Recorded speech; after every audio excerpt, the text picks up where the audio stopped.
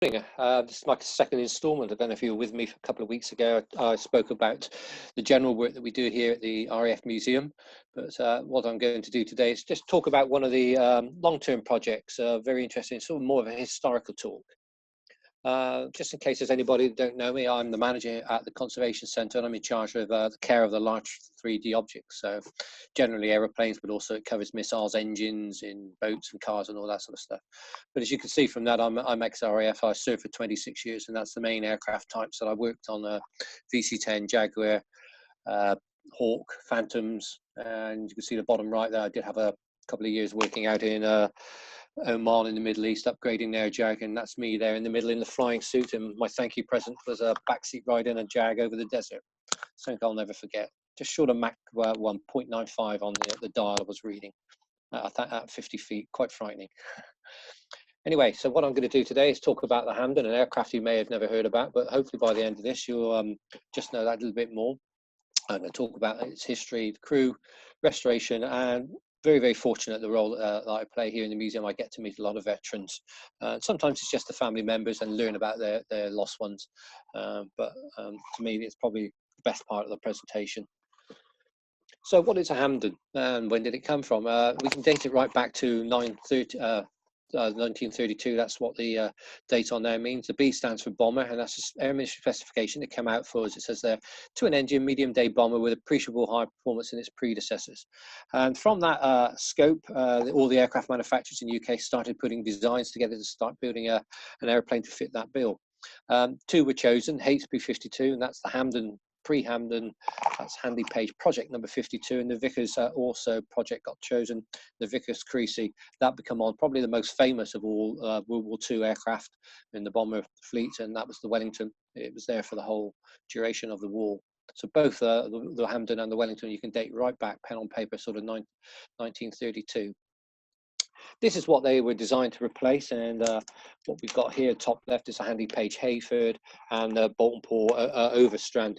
So really what you're seeing here is metal biplanes, quite heavy, quite cumbersome. So it's a real radical, brand new sort of design. We're going to mono wing, single wing aeroplanes.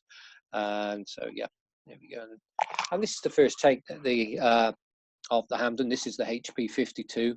Not the best looking of aeroplanes, but what the Handley Page did as well was do some modifications, as most manufacturers would have done when they were developing their airplane. They put something in the air and find out how it flies, work out a few things, and certainly some of the things you want to look at on the next slide or two that I'm going to show you. The wing on there, you see on the blue line, is quite a straight wing. It's certainly not in its final design. Also, the large circle at the front, the nose section has certainly changed. Up the back, you'll also see under the quite a smaller circle. One thing I learned, actually, just a sort of a side to this, when I was, this is my 5th talk I've done online. I think it was about after my 2nd one, I suddenly realised you're talking about pictures, and normally you're pointing or you've got a stick or a laser printer when you're doing it in a lecture theatre, but on a screen you can't do that. So I've added in these little circles just so you know where I'm talking about. So hopefully that will work for you. Oh, there we go, end up with a very, very quick finger. And there you go, that's the Handley Page HP-52, which turns into the Hampden. As you can see, if you go back to that last slide, the straightness of the wings, you can see now there's certainly a lot of upsweep on the outer wings. The cockpit and the forward of that is a lot more streamlined and rounded. And what we've got in that smaller circle as well is also a rear turret, which is a protection for the aircraft firing aft. So just to break that down a little bit further, here's the 4 crew stations, and that was the typical of a Hampden, just a crew of 4. Bottom left, you'd have your bomb aim and navigator. Above him, you'd have the pilot. And this is the pilot. He sat in quite a high position because in those days, when Handley Page were building this aeroplane, they actually classified it as a fighter bomber, and I think that's a fair quote for the time. It was coming out in 1932 because again most of the fighters in those days were biplanes, so it wasn't too much to beat, and the Handley Page probably would have outmaneuvered it and certainly been quicker. But of course at the same time the British were developing Spitfire Hurricanes, and the Germans were starting to develop other bits and pieces as well, like the Messerschmitt 109. So the Hampden days of being a fighter as well certainly weren't going to last long. The back, the top slot circle of the two upper ones, that's the wireless operator, but also he would be an air gunner. And as you can see, they're firing a couple of guns, covering the rear of the airplane. And then that furthest right circle, that's the lower gunner. Most likely a wireless operator himself. Most of them were. They would just carry two wireless operators. Makes sense if you lose the one above, you've got another one that can operate the radios and know what's going on. But as you can see from where the guns are pointing on that one, he's operating or covering the arc of low and below. The bomb aimer has gun himself as well. You can see it probably just sticking out at the bottom, but also the pilot, he's got a gun, and very much like in a fighter airplane, he's got a fixed forward firing gun. The Vickers K guns, apart from the fixed one, which is a Browning. You can see there's a blue arrow on there. It's stinking my head. Why have I put a blue arrow on there? And I've just remembered. This is because there was a fifth seat, and that becomes applicable to the story I'm going to tell you, because there was a fifth person on board our aircraft that day. It was lost. And there's a supernumerary seat, which is on the hard wing box section of the aeroplane. Just talk a little bit about the undercarriages. Again, typical type of undercarriage you'd expect in those days, which is a sort of a twin oleo. Retractable main undercarriage, retracts, but it certainly doesn't have doors closing around it. The wheels are normally exposed. Tyres, you can see on there, would actually be a Bog tyre, and probably manufactured by the Palmer Aircraft Company. And the rear one was quite an interesting when I start looking into it, actually, because again, this is a retractable wheel, and as far as I know, this is one of the first, if not the first, aircraft that had a retractable tail wheel at that time. Most were fixed solid wheel. Mentioned about the wing and the upsweep, and that's where the upsweep starts at the two red lines. But the reason is it's a three-part wing. What you've got is one very large center section, which is between the two red lines, and then you've got the two outer whips, quite a large tip on the airplane as well. Can't remember if I've included it in the next line. I'm just going to have a quick look. Yes, I have. I thought I had. You can see there's a dotted line there, and again, something else I'll probably cover in just a little bit more as we go through, but this is a leading edge slats, as they were calling. We tend to call them leading edge slots. Sorry, we tend to call them slots these days. Not leading edge slots. This was something, again, it was quite new to the Hampden. Some aircraft did have them in those days, but they were spring loaded, so retractable under air loads. These were actually selectable by the pilot. They didn't last that long. Once war started, most of them had them bolted up, and they put balloon cutters, a metal leading edge on it, and balloon cutter equipment in its place. Tail plane is quite interesting as well. It's as you can see, once you get past the crew accommodation, the aircraft gets very, very narrow. But then it has this huge, big tail plane assembly at the back end, twin fin and twin rudder.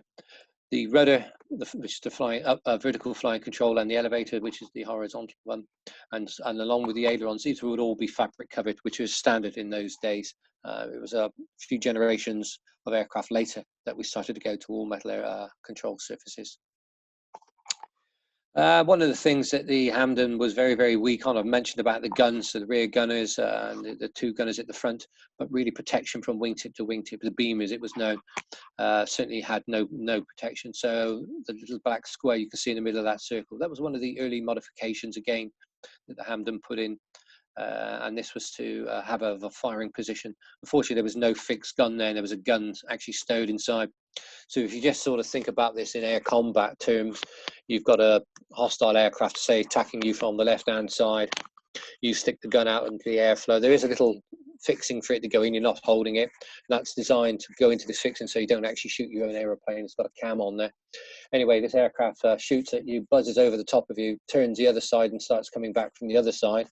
So this your aircraft is probably bobbing around, a pilot's trying to get away from him. At the same time, you're stood there trying to dismount this very hot gun, stick it out into 250 mile an hour of airspeed, put it back into its slot and start firing again. By that time, probably any hostile airplane had probably turned around and gone past you and over the other side. But again, it was put in anyway for the use, but no indication of anybody ever using it. No one I've ever spoke to have ever mentioned it to me. Just mentioned the blue arrow down the bottom as well, and you can obviously see the bomb bay there. Carries around about 1.8 tons of various munitions. You can see there's bombs there, but it could also, later life, it could carry conversions and could carry a torpedo. Engines, again, a lot of aircraft this era, and that includes things like the Wellington and the Spitfire, went through development of engines, but the Hampden really only had this one Bristol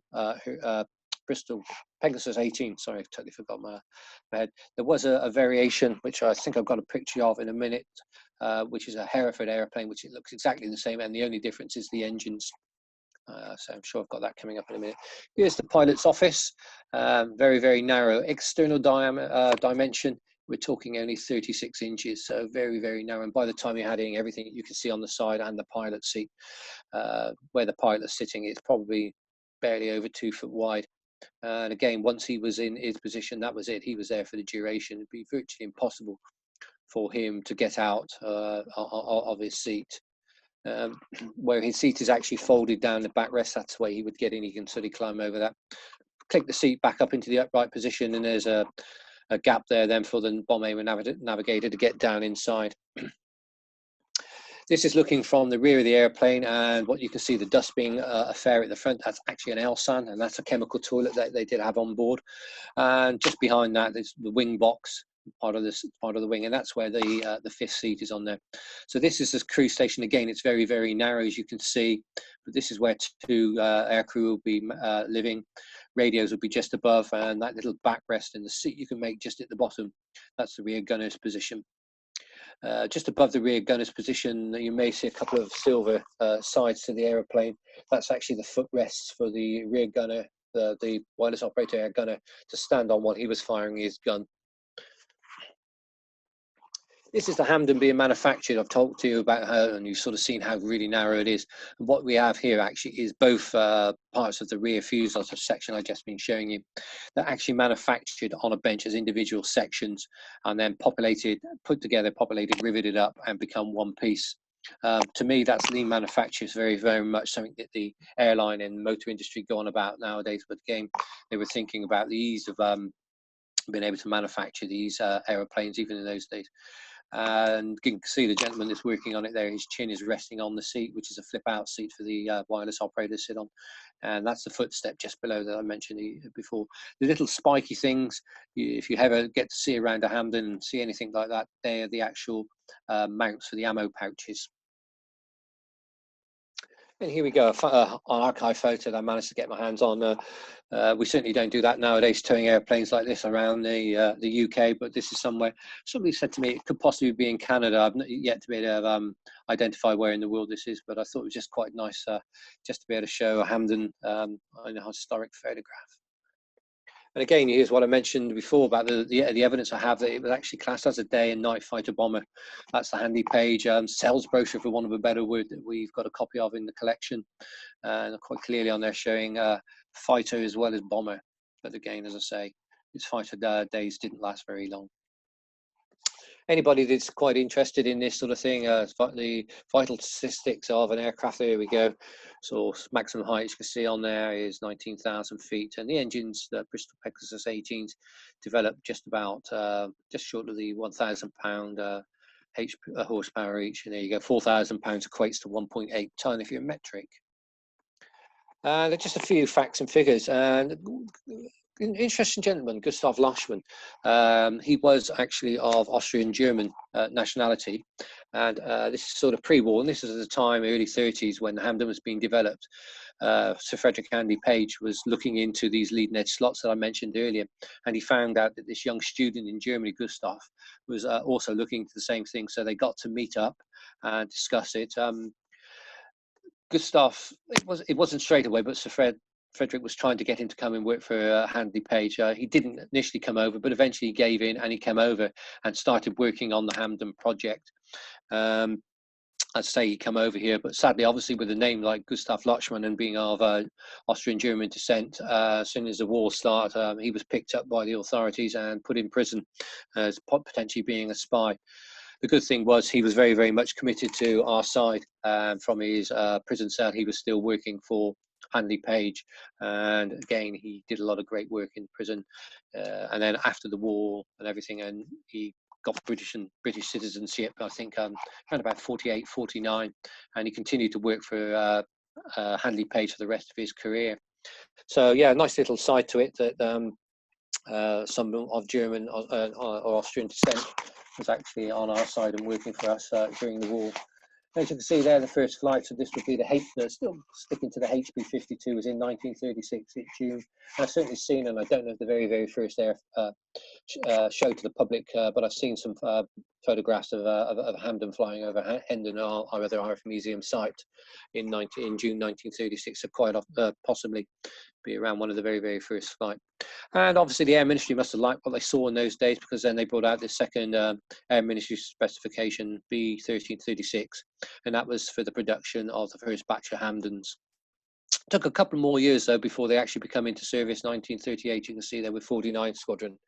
But much to their credit, and along with the Wellington, the Hampdens took the brunt of the early days of the war, and they were on all the first main wars over, or first air battles over Germany. And I think the next couple of slides after this one as well will also show us a couple of VCs that were handed out in the first couple of years of the war. And there we go. Not a great total when you consider the Wellington, there was just short of 11,500 manufactured. The Hampden, still a healthy contribution, 1,430 aircraft.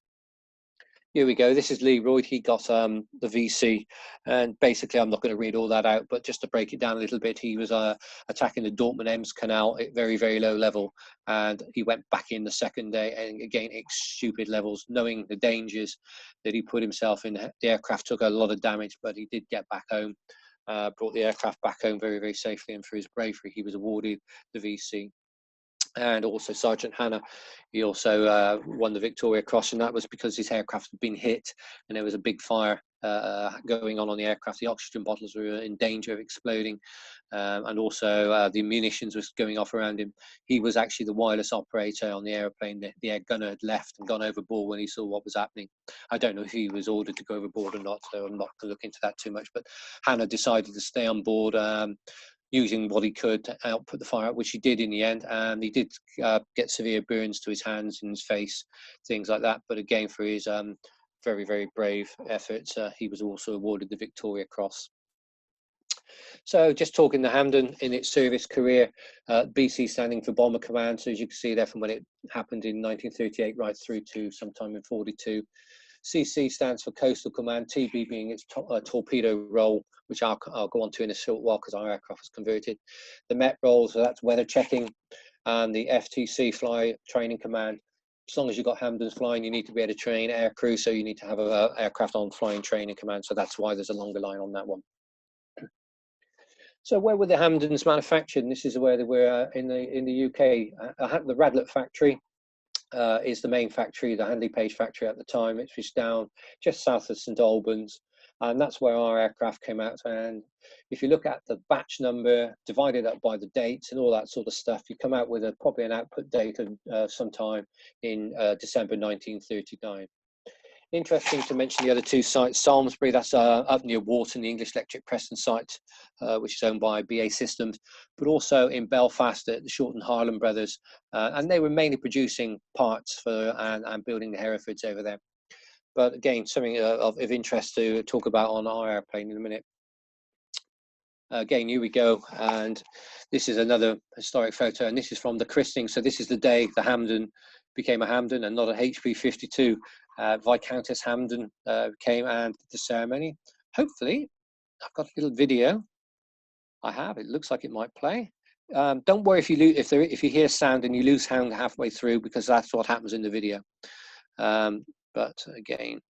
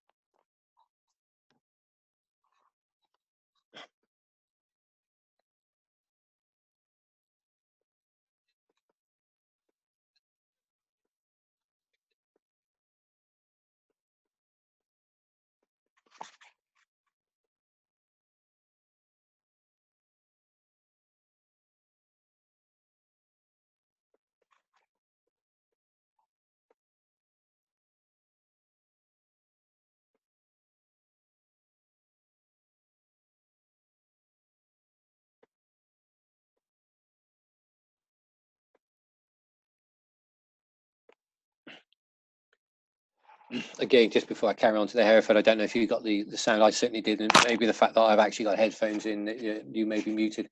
But again, it actually said in the christening that it was a day and night bomber.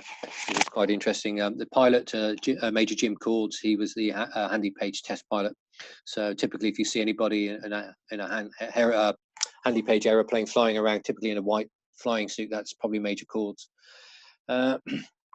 Sorry, I'm just going a bit dry. So this is the Hereford I mentioned, looks exactly the same, and the only major difference is the engines. They used Napier Dagger engines. The engines were not reliable. There were only 100 manufactured, and the majority of them we used as spares recovery. So again, this is why I said about just now about ours. It built sometime between June 39 and Feb 14. I said I've done the slide rule and all the calculations, and probably best guess it come out sometime in December 1939. And they come out with the serial number P1344. And again, it didn't go on to a squadron straight away. It went to 14 OTU, which is operational training units. So again, it was on the training of the pilots. But there's certainly records of it going on a couple of operations. They needed all aeroplanes they could get their hands on in those days. Mentioned there is incidents as well. There's a few to just talk about. And the first one is a very, very heavy landing that the aircraft suffered, and again a subsequent in the records of a undercarriage failure. I believe both may have been linked, whether they thought they'd fix one but hadn't, and on the subsequent taxi out the undercarriage collapse again. I'm not 100% certain, the records are not that clear, but certainly had issues with the undercarriage. But also as well, one other incident we've been able to find out, they had another aircraft, an Anson, actually taxi into the tail boom, which meant a tail boom replacement on the aeroplane. I've got some slides just to cover that in a second as well. The TB1 conversion, that's what I mentioned, and it could possibly be during one of these incidents that I've already mentioned, that they whipped this aeroplane off. They were converting Hampdens to carry the torpedo in the torpedo role, and that's when it went to a place called in Gloucestershire, Aston Down. And when it came out of there, it finally got onto a real squadron and ended up going to 144 Squadron, which is up at Lucas, which is in Scotland. And just to show further evidence to the Hampden and the interchangeability, the slide on the left there where it says P2133, that's actually was found on our wing. So again, maybe some of these incidents with the heavy landing and the subsequent undercarriage collapse is the reason why the wing was replaced. So it came from another aircraft, so you can see interchangeability. But also on the right-hand slide, you've got L6012. So again, when that Hanson taxied into the tail boom had to be replaced. And this is a spares recovery from a Hereford. L6012 was actually a Hereford. You maybe, if you just very, very closely look at the L6012, you may just see there's some red paint over the top. This is from the time it spent after it had crashed out in the wilderness, and that was the red paint that the squadron would have put on. That actually says P1344. They would have painted over the top along with the camouflage scheme, but the real paint is put on in a proper paint shop, i.e. the Hereford stuff is actually stayed on. So there you go, Aston Down, Gloucestershire. RAF Cottesmore was its training base, and then RAF Lucas up the top there, and you'll see the green one. That was its final posting from when it was doing all its training for the torpedo role. So why did it get involved in torpedoes at Hampden? Well, some of them were put onto this Operation Orator, and this was to protect the Arctic convoys. There's been a program on the TV with Jeremy Clarkson about PQ-17, sorry. And I think it was something like kind of 42 merchant ships, 28 were lost in the Arctic, just off the coast of northern Norway, northern Russia, that sort of part of the world. And this was down to the fact that the British intelligence thought the Tirpitz was moving out of the field, so the Naval Protection Fleet went off looking for the Tirpitz, and the Arctic, the civilian convoy ships actually took a bit of a pounding. For the last route of that series, PQ-18, the Air Ministry stepped in. Along with some other aeroplanes, they decided they wanted to send 32 Hampdens out to northern Russia. And again, a couple of things was to intercept the Tirpitz if it came out, but also what they were looking to do was to actually fly them to Russia, base them in Russia to carry out their operation. 2 squadrons involved, apart from 11144, 455, and that's not a typo, that's a Royal Australian Air Force squadron. As I previously mentioned, there were 32 in total. So yeah, Lucas, they were up at there practicing.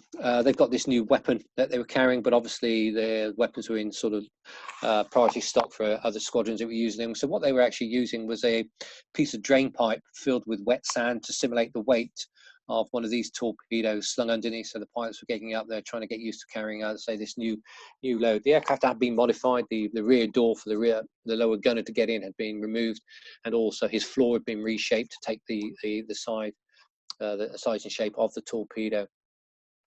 And the next area, there's an airfield up there called Vaenga, and that's where they were aiming for. And really, we're talking the flight time, 8 hours, which is real operational limit of the Hampden. And what they were looking for was a weather window.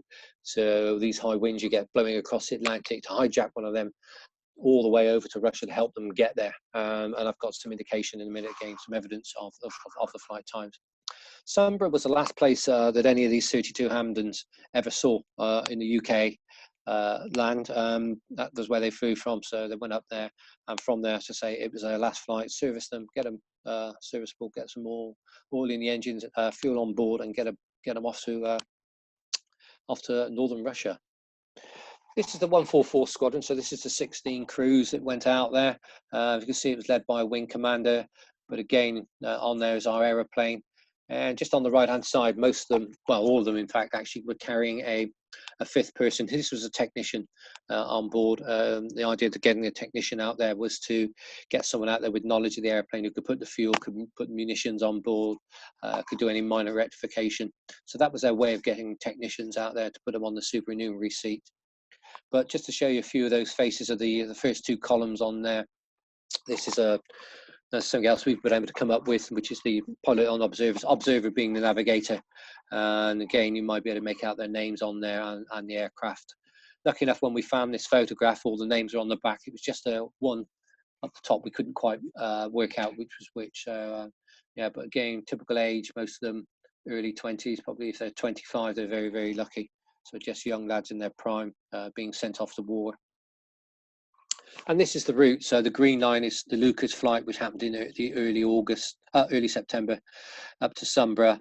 So get the aircraft serviceable, then cross the North Sea up into the coast of Norway, and then take a diagonal straight across.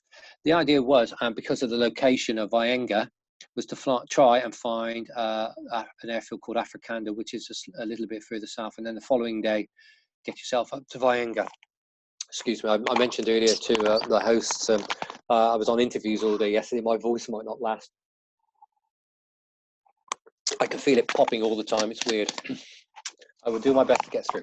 Yes, so anyway, so yeah, the idea was to fly to Afrikander, but there were a few other airfields around as well, especially the one at Montjigorsk. I presume that's how you pronounce it. And the main reason, come on, is this place here, Petsamo, was only about 100 kilometers away from Vaenga. So the chances are, if you try to land at Vaenga, you may get intercepted by the Germans. Here's a logbook entry, Flight Lieutenant Flying Officer Barrett, who flew with Squadron Leader 2IC of 144 Squadron. And on there you can see to Sunborough to count as an op, so it was only a 1 hour 35 flight. But then his ops, and he actually landed at Montjigorsk, 7 hours 10 minutes, I presume that is, it's cut off. Then the following day, a quick 35-minute flight up to Vaenga, and then that one Barents Sea sweep of 7 hours 35 minutes when they were protecting the convoys as they started to try to come into a port called Archangel. And here we go. The blue line is where the convoy was going, and really they would go as far north as the ice sheets would allow them. That was really just to get themselves away from the Germans. And the red line there is the patrol routes that the Hampdens were doing. So they were out there for around about 7.5 hours. So again, operational time, flight time of the aircraft, using them to the maximum extent. As it goes down there, Archangel, I think it's probably, along with Vaenga, probably changed their name since this happened. Anyway, getting onto our aeroplane, the red lines on there are where it should have gone. And that's the one we've just seen, Montjigorsk, just slightly north. But unfortunately, due to various conditions on the airplane, the aircraft was suffering with icing. So they had to relieve a lot of load off the aeroplane. And again, navigation in those days was a lot less good as it is today. And unfortunately, just that few degrees further north route that they took, they were aimed straight at the Luftwaffe base at Petsamo. They actually flew over Pet Samo and took some ground fire, and also witnessed 2 Messerschmitt 109s take off and engage them. And sadly to say, the aircraft then was brought down. Pet Samo is at the top under that yellow circle, and there's the crash site just a little bit further south, I'm led to believe. Again, in the wilderness, the middle of nowhere, this part of the world. There's some photos from the crash site showing you some of the damage you can see on the aeroplanes as well. Interesting to see on the left-hand side, there's sort of shapes that look like they've been cut out, and that is because they have. One thing, when the aircraft was recovered, there was some things were missing, and that would have been where the fuel tanks would have been. So any locals that were living had dropped the airplane. You can't blame them, there's a war going on. So they whipped out the fuel tanks, probably to use the contents of what was left. Quite possibly to flush it out, maybe even use it for something like water. But typically other things we found as well, copper wiring was missing, all that sort of stuff. So the airplane had been removed of all useful objects.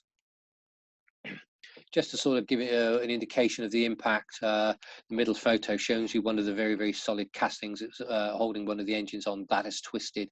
Tail boom has snapped, and you'll notice there's the bent propellers as well from the landing. But also I mentioned about the 2 Messerschmitt 109s attack. The left-hand photo there, the square sort of shape, that's a typical from shrapnel damage. So we know that the ground fire that was coming up at the aircraft was quite accurate. There's plenty of that going on. You get this shrapnel coming through straight through the airplane. But also the lower right, there was around about 9 rounds in the aircraft as well. Not all of them, sadly, not all of them come out the other side. There's only 1 exit hole, so that indicates to me that there's another 9 potentially just pinging around inside. Here's another one again from the side. So that the ones I showed you initially, that was attack from the side, but there's also evidence, and that's quite possibly when we've lost 1 or 2 members of the rear firing team, that the aircraft has been attacked then from behind. The photo hole you can see in the left-hand photo there is a direct hit from behind. That's it going through and ripping up the skin and all sorts. So it must have been a terrifying time. But again, the aircraft did come down safely. And here we go. We've got some rounds that we found on board the aeroplane. Interestingly, they are British rounds. So the good news is they were firing back. So that we know that these young lads were standing up for themselves and doing their best they could to survive. Just a quick overview. Mentioned 32 aircraft, so 9 didn't get there. So that's over a quarter lost just on that route. And out of the 45 crew on board, 16 killed on active service, killed in action, 13 ended up as POW, and 16 did survive. And this is the overview. So it was 6 of the 9 aircraft were off 144, 3 were off 155. If you can make out the difference between the colours, the ones that are in the light green are the ones that ended up as POWs, and sadly the ones in pink were the ones that were lost. I put the name on the squadron leader, Kashanash. He was on one of the Australian aircraft. He was on AT109, the first one on the 445 list there. So I mentioned his name. It's sort of just a reminder to me, because I just wondered if there was any connection between any of this Hampden operation, the 32 aircraft were going on, and the Great Escape. And there was. Katanash was one of the 80 that managed to get out of the tunnel, one of the 3 tunnels when it happened. But also, sadly, he was also one of the 50 that ended up getting a bullet in the back of the head. So very, very sad ending for him. He survived an air battle and a crash landing, only to get a bullet in the back of the head. Very, very sad. And again, some more historic photos we've been able to get our hands on. This is another guy from 144 Squadron, the air gunner. PL registration indicates 144 Squadron. So this is Sergeant Tabor at his funeral, which is up in the Murmansk there, up at Vyenga. What actually happened to the Hampdens after? Simply, they handed them over to the Russians. Simple as that. There was no way they could fly them back.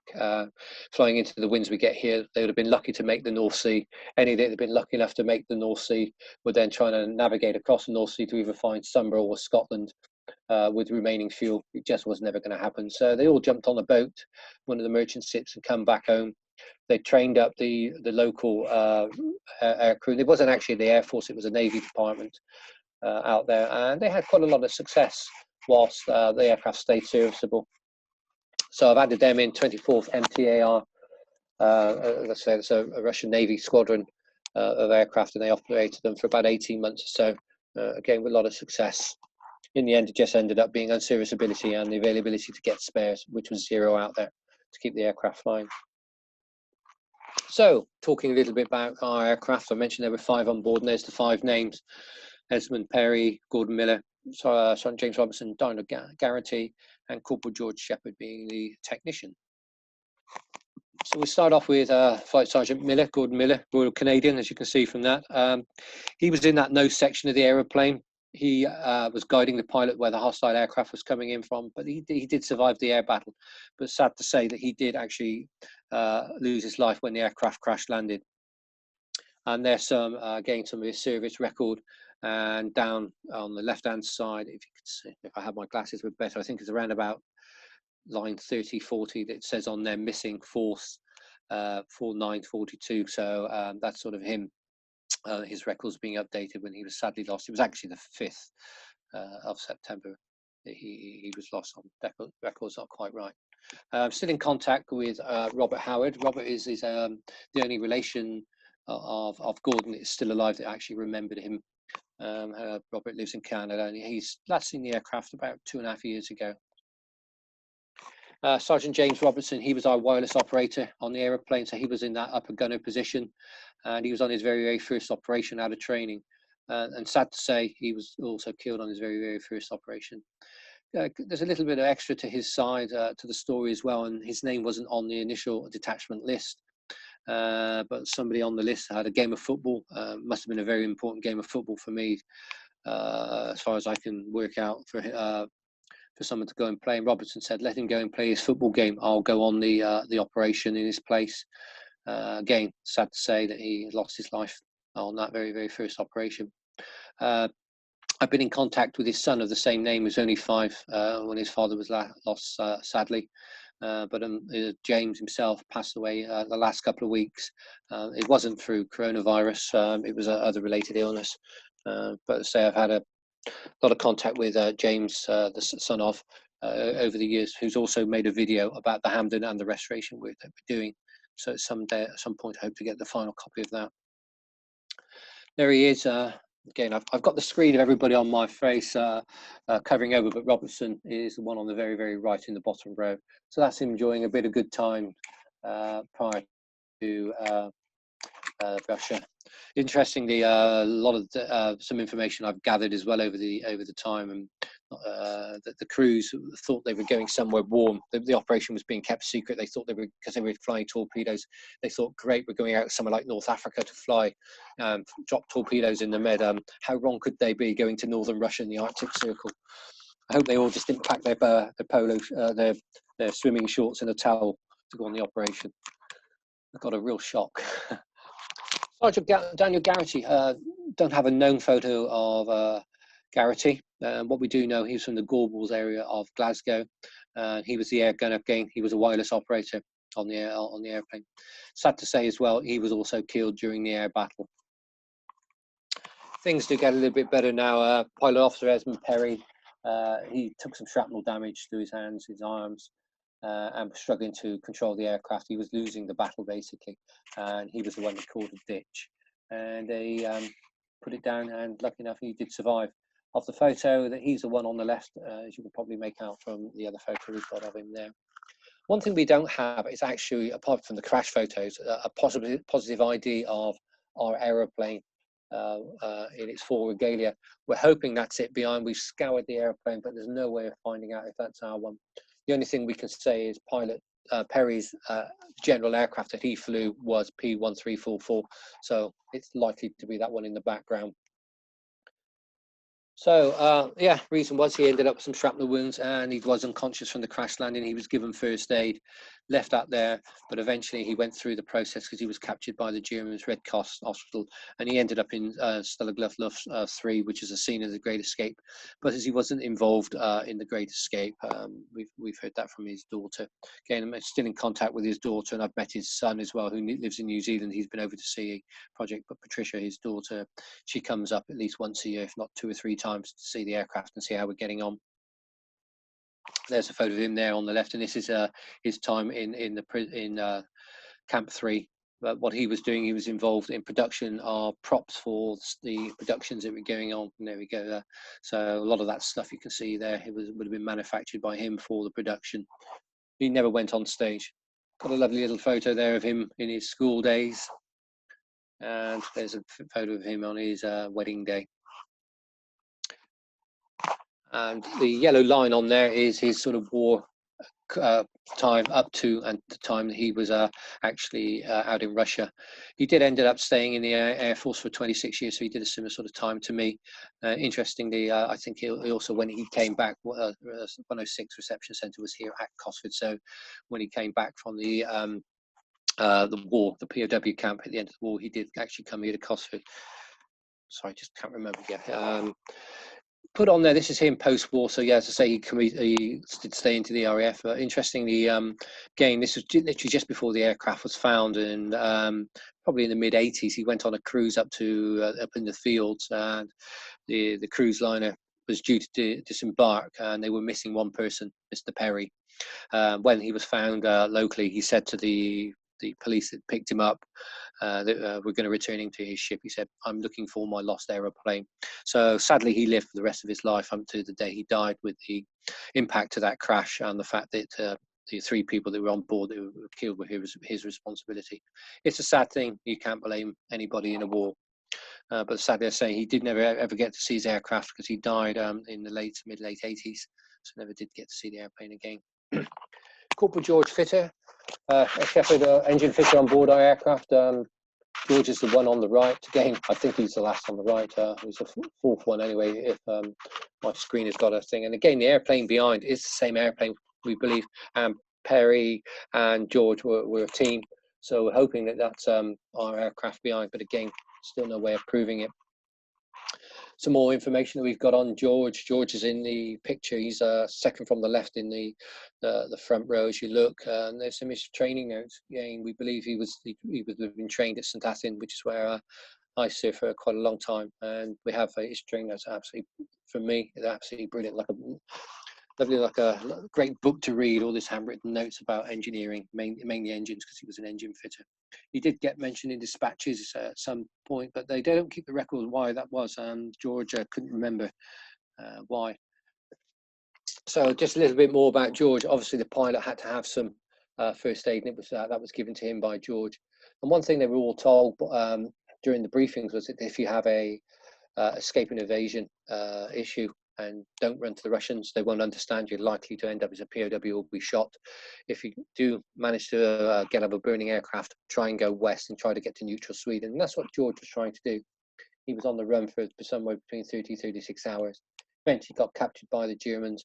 He brought them back and gave them an idea of where Perry was, and that's why Perry ended up getting captured in the end. There was no way Perry was going to survive without George's input. Anyway, he went through the same process as in the German camp, and he said he got treated very well. He was given cigarettes, chocolate, but he said the Germans and the Russians just did not get on, and the Germans did not treat the Russians very well in their POW camps. Anyway, he ended up in a different camp. He ended up in Camp 8B, and his captivity, along with Perry, spanned about 3 years. And again, it's one of these horrible letters, telexes that end up going home. This is to George's wife, and again, if you look at the date, this is almost 3 weeks after. No doubt by then the squadron had been in contact with her, but all of a sudden you've got this letter saying that your husband is missing. Not sure when she had the good news that he was still alive, but as a POW, not sure when that happened, but quite possibly after the 1st of October, so 3 or 4 weeks later. And he was sending home some Christmas cards from the camp, no doubt heavily censored. Make sure he wasn't putting any little cryptic messages in them. Both Perry and Shepherd then, as part of the repatriation, where they were both involved in the death marches, actually, which was Hitler's idea. He wanted to try and he knew they were losing. He wanted to put a human shield around Berlin. So he was going to use the POWs as that. George told us he marched for 52 days, 500 miles, and temperature down as low as -20. So you can understand the conditions they were in. Nowhere to sleep, nothing really to eat on the way. It was real self-survival. And if anybody else next to you collapsed and didn't have the energy, you were not strong enough. It was sort of just keep marching forward and just hope you get through.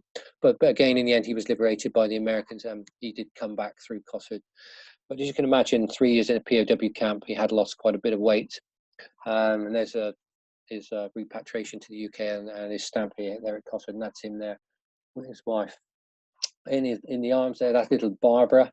Again, I'm in contact with Barbara and a few other members of the Shepherd family, because again, they're obviously very, very interested in the aircraft and the project. And we did meet George. I think now that's probably a good 12 or 13 years ago now. We got to meet George. He came, and that's really what a lot of the information, certainly about what happened on the aircraft and what happened to the crew, all came from George's mouth. A lot of it he wrote it down. Again, typically, like a lot of the veterans, they don't say a lot. Yes, I was working on Hampdens on this squadron, but day to day, there's so many bad memories. They just put it at the back.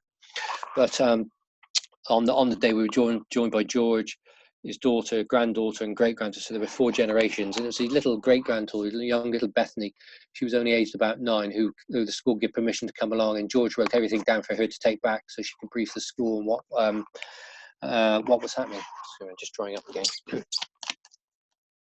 I'll remember that in future if I've got a talk coming up, not to do interviews the day before. Yeah, so young little Bethany had this 3 pages of foolscap walking around in her hand, and unknown to us, and eventually we did find out, had all the information, and of course that gave us something to talk to George about. He was very, very good and opened up and told us everything. And that's on the day young Bethany was with us. And she did come back about another 8 or 9 years later and carried out work experience with us. And that's her there, obviously, and me on the left. And that's the seat that George was sat on, and that's the job we obviously gave her in her time to get that back, do a bit of conservation and get that back working. So very, very strong connection with her family. Again, she's very, very interested in the project, and typically has been interested in trying to write her granddad's story, which I can understand really, and it's almost enough for a Hollywood film.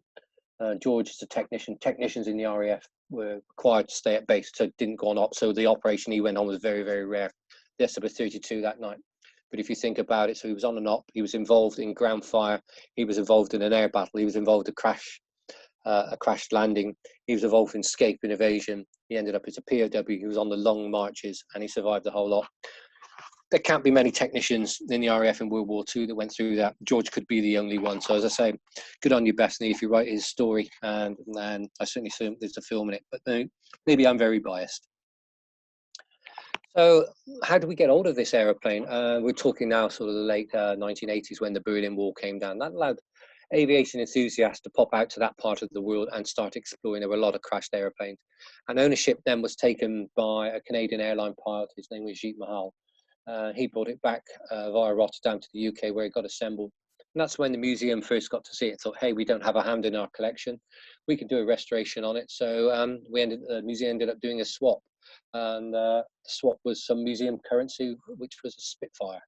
Somebody said to me it was 2. I'll stick it 1 at the moment. I'm not really sure. I've not been able to find out. But anyway, so from the time of crash landing through to actually coming to the museum, just short of the 50 years, so 49 years. So I just want to remember what a Hampden looks like. And this is what we got. As you can see, when you look, there's not a lot of the wing. There's not a lot of the area where Perry was sat. Slightly more on the cockpit from the other side, but I'll just zoom back so you can see very, very little. So how he survived that, I don't really know. No outer wings on the airplanes.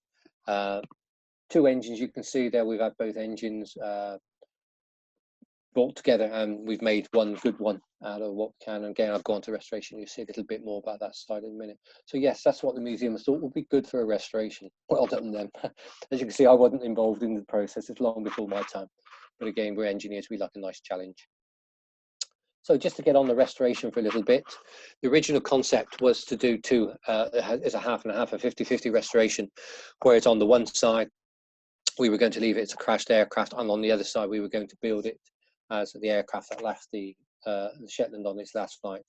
Obviously, when you're trying to work that out as an engineer, that's not the easiest thing to do. So in the end, they did end up getting it changed for us to do the last the aircraft to make it look like the last one that took off from the Shetland Islands, but also to leave some of the historic evidence of the bullet holes and the shrapnel damage. So some of that has stayed in the aeroplane. We're very, very fortunate that Handley Page were one of the ones that decided when they made technical drawings to look after them. So we have the majority, the production drawings for the Hampden. So anything we need to build, and this is the doorway where I showed you that earlier photograph of the chemical toilet. There's a door there. This is the doorway it goes there, so we could build door. We've got one missing. One of our apprentices for her MVQ project ended up manufacturing the door for us. So again, these sort of drawings come in very, very useful. And just to sort of show you the process we go through when we're doing a restoration or conservation on any job, what we're looking at doing, this is the original object. The first thing we're looking at, how can we get this back in? What it is a charging point for nitrogen for the brake system on the airplane. But again, we want to try and fit most of that back in as we can. So the first thing we would end up doing is photographing it to death. Lots of little photographs. So when we've done some work, even if it's 2 or 3 days later, we've typically forgotten how it all looked. And again, once we cleaned off the original surface fishing, which was deteriorating, we start finding some markings underneath. And you can see the bottom one, yes, it's upside down, SHB. So we know that was manufactured at Belfast, Shorten Highland, Belfast, and that would have been by Inspector number 106. Again, don't know who that is, no way of knowing. And you can see on that one there, that little mottling on the surface, that's a bit of corrosion. We've treated that, that's no problem, get rid of that. But there's the main crack that was in the side, so what do we do to that? We ended up putting a new piece on the back. And again, we're not trying to cheat the system. We ended up putting a little note on there when that was made. So the MBCC here in 0708. So we got indication when that was manufactured. So just to tidy it up, a new bit of paint on top, reusing the original pipe and the original valve. The gauge you saw from the earlier photographs was totally gone. So we put a new one on from our reserve collection. So we go from that and that, starting out at that, back into the installed position on the airplane. And this is probably about 99% accurate how it would have looked like when it was in the aircraft. The actual valve, even though we've used it, should have a little on-off gauge. If we can't get one, we'll probably manufacture one at some point and put it on. But we have time within the project, and we can leave little things for that for later days. Again, another technical drawing, and just to show you, this is the crutching mechanism for the torpedo housings. And the only thing that's new on that, apart from a bit of lubrication, a bit of grease here and there, is one split pin that we had to take out just to disassemble it. But again, that's all back in and fitted the airplane and forms part of the bomb bay, hence why it's painted black, or I should say matte black. And this is the hole that you put your hand through. Again, original parts of the airplane, which we've been able to incorporate in. But again, if we didn't have the technical drawings, we can find a lot of information from this just straight alone. So you can see where the rivets are. You can see the 2 different colors or 3 different colors that are on there. You can see where brackets would have been. You can see rust on aluminium, so that tells us they've had some sort of a ferrous or steel type screw going through. There's no countersinking, so it's probably been a dome head type screw. So there's a lot of information we can gather from that, just that one little piece. And again, you suggest some more of the stamps. Bottom left, HP, so that's the Radlett factory. EEP, English Electric Preston, so that's Salisbury. And the SHB one there up at Shorten Highlands in Belfast. There's the engine. That was done by an external contractor, so most of the parts in there are from a combination of both the engines. There was so much wrong with it. But again, this engine is never going to run again, so we're fine to have her like that on display. It's just nice to have one engine. Propeller, the bottom left photo there, you can see that's the exfoliation corrosion. So again, it's possible we can't repair that. All we can do is to bind it. It's just flaking, almost like exfoliation of your skin. It just starts falling off with time. So the only thing I say we can do is to bind that together. But above that, in our hierarchy of trying to get parts, if we look, if we have the chance, this is a new propeller. This is exactly the type propeller, and lucky enough it was actually fitted to a Hampden. So if we can't fit the original ones, we would fit something with Hampden history. Lucky enough, I say we found this one. Sorry about that. Something in my throat, not working very well. But again, we stripped this prop down, which had been used in the 1930s, early 40s. Beautiful inside, immaculate, all the bits and pieces. Have a look at it. I've included this photograph as well, a couple of things just to show you on there, and a couple of things of interesting from sort of my side. Don't know if, I think I probably would have included the recovery of the Dornier in my last talk, but if you've seen anything about it, you'll see the mess it's in, and the majority of that is because the steel survived and the aluminium structure, or the aluminium alloy structure, had dissolved. It's quite interesting here that an airplane that's been left outside for 49 years, the aluminium structure survived, and the mottling you can see there on the plate at the top and the locking mechanism, that's all steel. So it's all the ferrous items that have taken a hit. I put that to our professor that was working with us on the Dornier project, and it's sort of something that she's wondering why. It's sort of total opposite of what we would expect. Nobility of metals, metal being more noble than aluminiums. You'd expect them, the steels to survive rather than the aluminiums, but that's quite clearly not what's happened. So it'll be interesting to find out if she can ever come up with a reason. What this is a fitting I mentioned about the beam gun. This is the little window that they would put it out of. The cam there is so it needs to be in the fitting and locked in place so it can ride up and down that cam so it doesn't shoot its engine or propeller off. This is the underside of the aircraft. So this is the bomb bay, and this is the rear low cupola. It's where Garrity would have been. Again, this had modifications prior to Garrity getting in there to accept the torpedo. And again, it's a similar shot that you saw before. This is the rear fuselage, and there's a little bit more the rebuild. And there's the photo of that one I showed you earlier with the technical drawing on the right-hand side. Mechanism you can see in the middle. That's the crutching mechanism for the fit of the torpedo. This is the centre fuselage being replaced. The majority of it is still there, and we've used a lot of the original materials. Just that metal you can see on the top that's been replaced, and that's where the top up there was heavily corroded, and a lot of it had been severely damaged. Tail boom, we've worked on that again. What you're seeing in front of you is a lot of original parts that's been included in the rebuild. And the same with the fin, and they've all been built. Typically, things you'd expect to go missing is the fabric, which would deteriorate with age, and that's why we've had to rebuild it and build a fabric, recover the aircraft. There you can see on the right the tailplane being rebuilt. There's indications of grey piece up the back. That's fabric covering over the rudder area. Again, there's another shot of it there, and the elevator being rebuilt.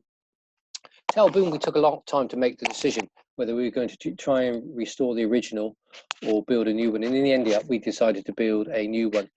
Reason behind that is most of the original item would have been lost. So we decided to preserve originality, and that will go on display with the aircraft and probably put underneath. So one of the technicians manufactured this in two halves, as it would have been manufactured on the bench and riveted together.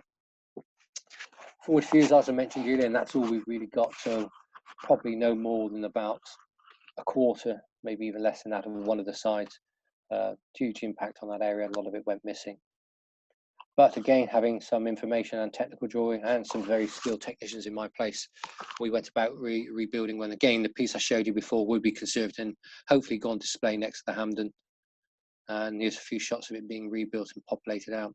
And also we had a spares recovered seat. This came from a crashed Hampden from Canada. But again, it would have been of the type that would have been fitted in a Hampden with Hampden history, so it fits the bill quite nicely for us. That got restored by one of our apprentices. And there you go, there's the cockpit all built up. I've included a photo on the right as well, so you can have a little look and just sort of see the job that's been done here, the new pilot's office. And again, more photographs of the nose being built. And one of our open weeks, we hold an open week here every November, hoping to run it even with the restrictions on. So have a little look at the museum website. You may, under the events page, it's still on there at the moment, the date. So it'd be good if anybody wants to pop along and see us and see some of these projects.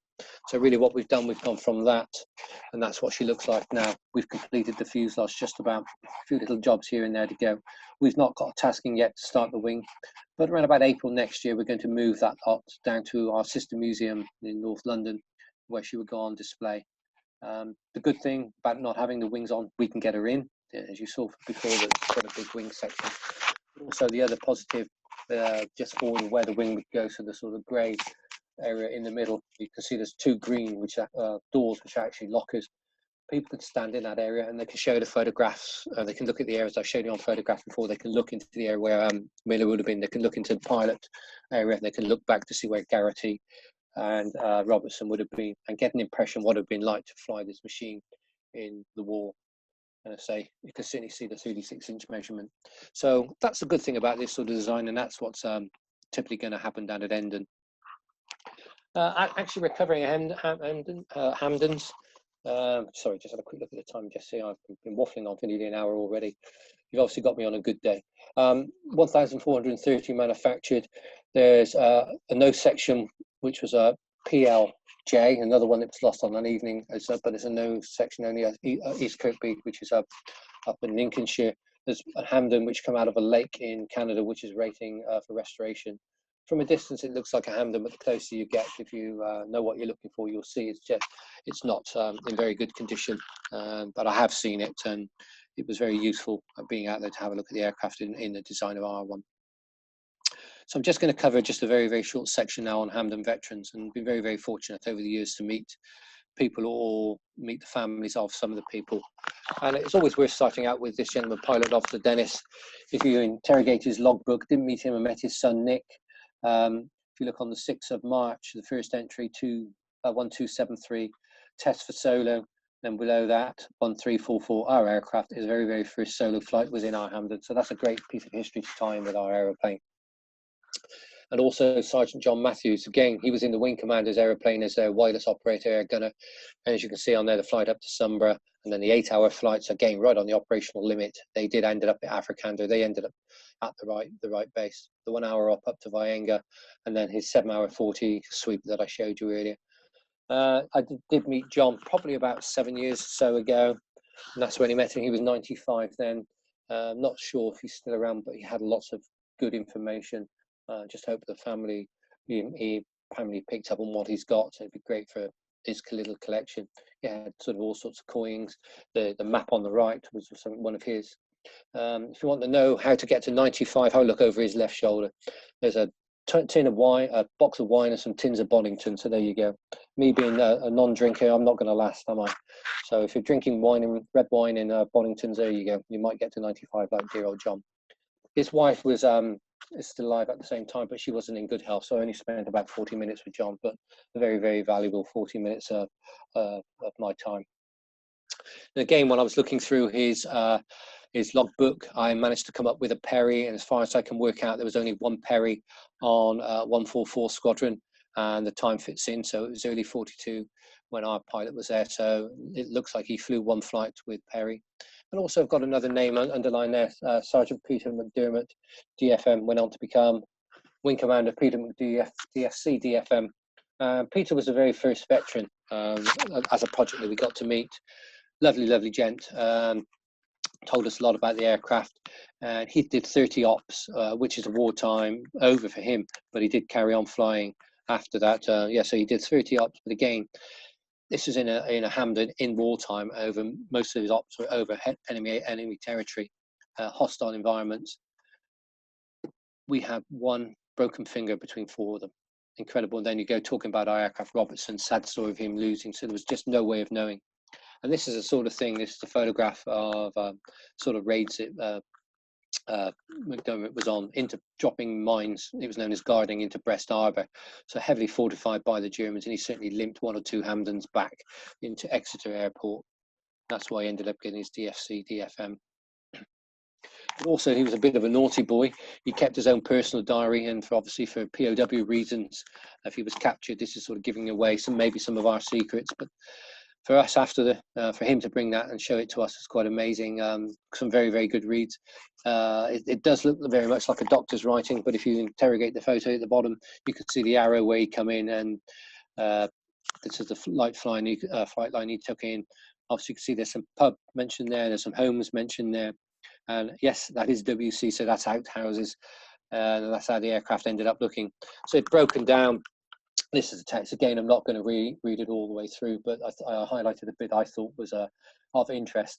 This is the kite, our kite being an aircraft that I nearly pranged before. So he's obviously had a love-hate relationship with this one airplane, but basically he was running out of fuel, trying to get back into Little Driftfield when he didn't quite make it. Port wing hit house of roof, but instead of swinging into the house, he swung away from the house. This is a photograph of the aircraft that him and his crew walked away from. Again, I say maybe it was on this operation that the one person ended up with a broken finger, but to be able to survive 30 ops in a Hampden in the war is quite interesting. He's got this photo, and this mirror, sorry, and he donated that to the museum, and we're going to use it as part of our restoration. He kept the one from one of the aircraft that he crash landed at Exeter Airport, which is going on to be his private one and his family's memorabilia. Fred Bailey, again, another gentleman I met, and friend, as you can see, ended up in Camp 3. Again, but Fred was involved with the Great Escape, and he helped to manufacture the bellows, so the air pumps were sort of just turning over the stale air in the tunnels. But from Fred's personality, you just know he would have been given the Germans hell in the camp. He would have been the one, are you digging tunnels? And he'd have been there shaking the soil over the Germans' feet, going, no, we're not doing it. He just had that personality. You just know what it would have been like with him. Sergeant Ben Dixon, should have mentioned by now that Fred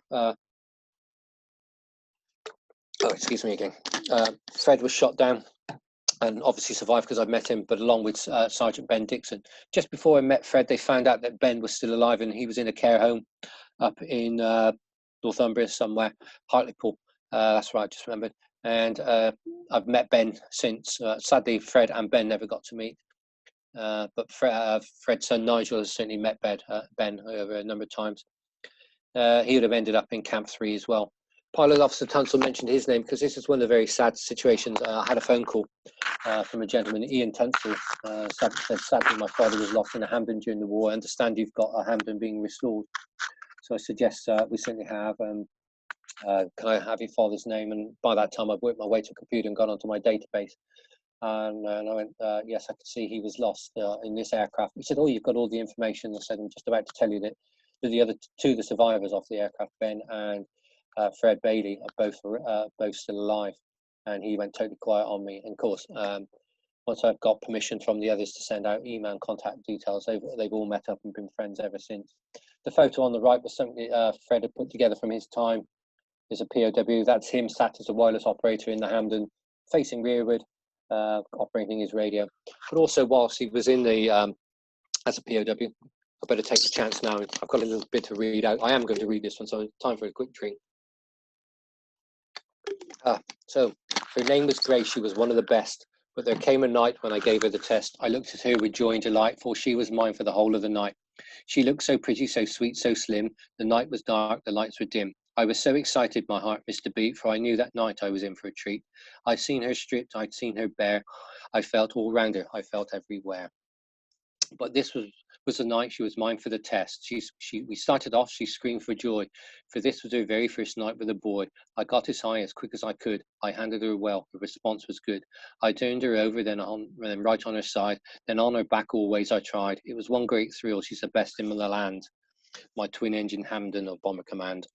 So you can see there, that's actually from the transcribed from the wartime log. I knew it was safe just in case we've got any youngsters listening in from his war log of Sergeant Fred Bailey when he was in the POW camp. There he is. There's our Fred, and that's the area the aircraft was shot down. Their primary target they couldn't find for whatever reason, and they had a secondary target, which was that water tower, and that's when they took the hit. Fred and Nigel Fred and Ben got out the aircraft and were trying to wave off the other Hampdens because some of them that he met after the war said, oh, we saw you waving on a beach to us to let us know you're all right. And his reply was, you daft buggers. This was his word, you daft buggers. That's me trying to warn you. It was dangerous, didn't get away. But anyway, he did survive the crash. But Ian Tunstall had this painting commissioned as well. As again, you can recognise the tower. VN being the 50 Squadron aeroplane, and the letter is G, and they use that. We didn't know it. We couldn't find it out, so they used G for Grace after the poem that Fred had wrote. Again, another one I've picked up. This gentleman I've met quite recently, or relations of, and there you go with his two brothers. Obviously, you can work out which one was in the RAF. Again, 44 Squadron wireless operator, was shot down. And the interesting point about this gentleman was this crash here, P1324 operation, pilot fatally injured, over target, nav took over. Again, this is sort of going back to when I was showing you the cockpit and the slim design of the aeroplane. And if the pilot had been incapacitated, could they actually get him out of his seat?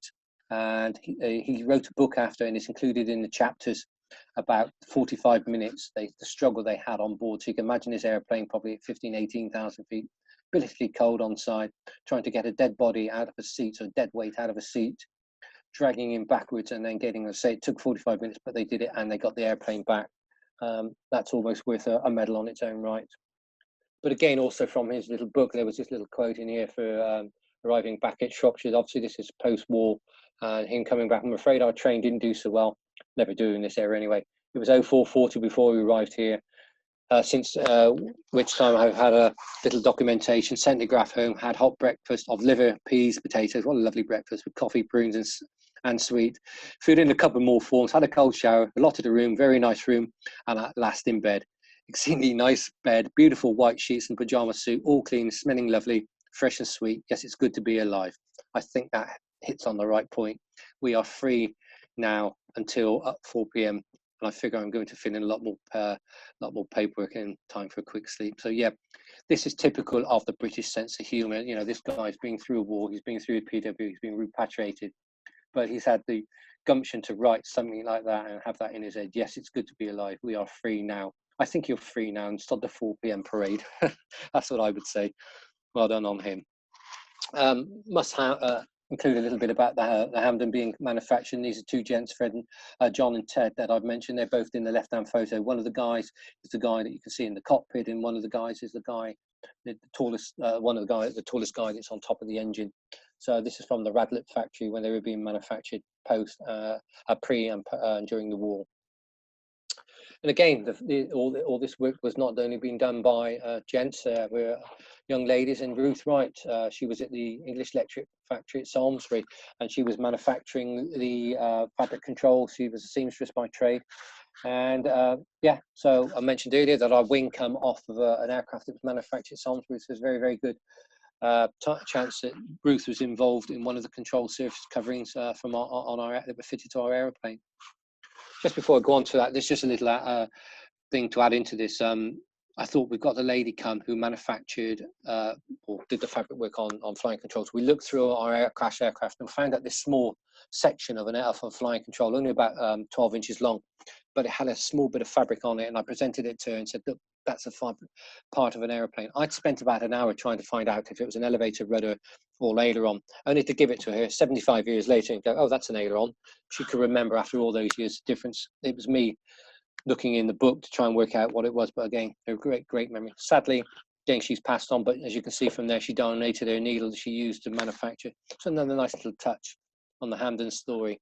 I was very, very fortunate to go to New Zealand as part of my job. And whilst I was out there, I did some research into the New Zealand Squadron 489. But prior to that, I'd mentioned this gentleman called Brian Beattie. Brian had come to one of our open weeks and stood there very patiently waiting to talk to me. When he got around to, he said he opened a book that we had on the desk. He said, I took that photograph. Of course, that took me back a bit, and then he started to name all his crew. He said, that's my crew. So while I was out in New Zealand, I managed to get some information. But interesting to see the circles starting at the top left, the Hampden still going on operations in July 1943. And interestingly as well, this P2133, where our wing came from, again, it's cropped up. So that aircraft must have gone back into service. No way of knowing if it had our old wing on board. But again, you can see the operation there up into the North Sea, looking for some of the German warships. But again, I think weather absolutely astonishingly bad, blowing at 80 miles an hour. So yeah, not the place to be in a Hampden. And these are photographs I managed to come up with as well from when I was out in New Zealand. There he is, the handsome gentleman, he is old Brian Beattie, along with Norm Junge and Tweet Campbell. Tweet Campbell got his name from his training days. He was a wireless operator. He was in training. He turned a dial. Something went bang. He said, I only tweaked it. Typically in the RAF, Tweet Campbell, stuck forever. Fred Hill, coming on to the last couple now. Fred Hill, gentleman that I'm very, very pleased to say I've had the privilege of meeting again. And I know he's still around, and he's approaching his 100th birthday now. And that's when we met him a few years back. I think this would probably been in 2017. But apart from the Hampden, he did fly a few other aeroplanes. Did get into Buckingham, that's him on the meeting in Princess Royal in Buckingham Palace. So there's so much to deserve his trip to Buckingham Palace to meet royalty.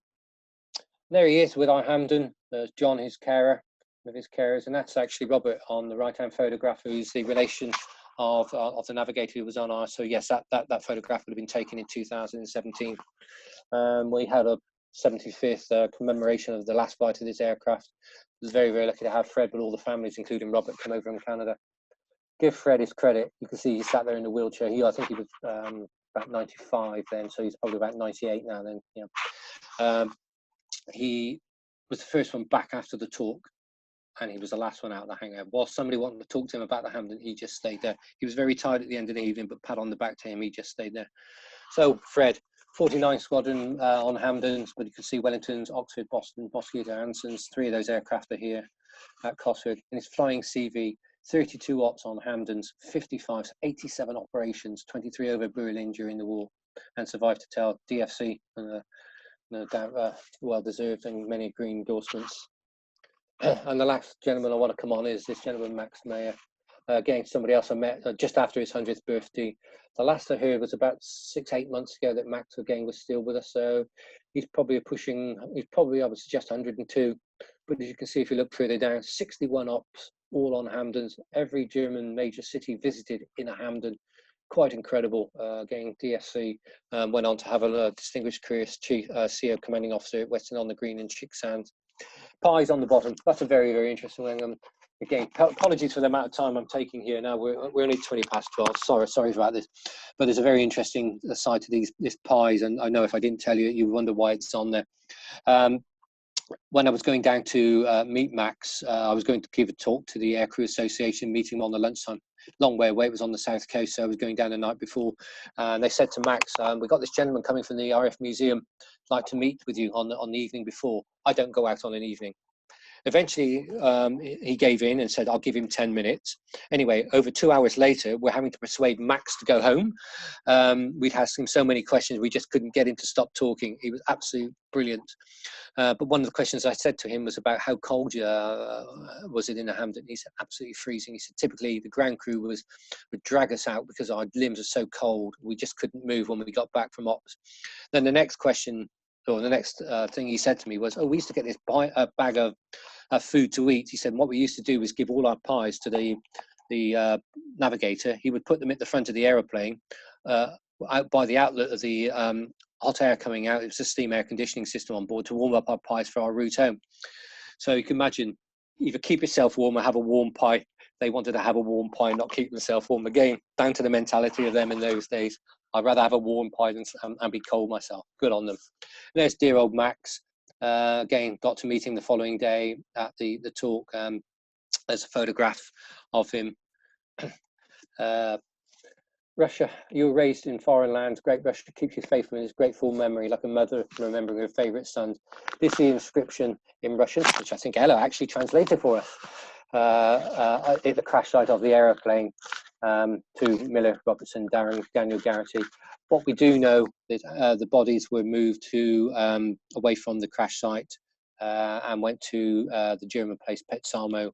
And after the war, all the German war cemeteries were bulldozed under Stalin's orders, so there was no chance. Robertson did try to find his father. We'd be glad to say thank you very much for listening, and my apologies for the time. You've got me on a good day when I've remembered most things. So if anybody wants to ask any questions, I think there may be the ability to do that. If you want to talk to me about plot, as it says on there, please feel do. You can. I think, do I have to stop sharing now? That might get me back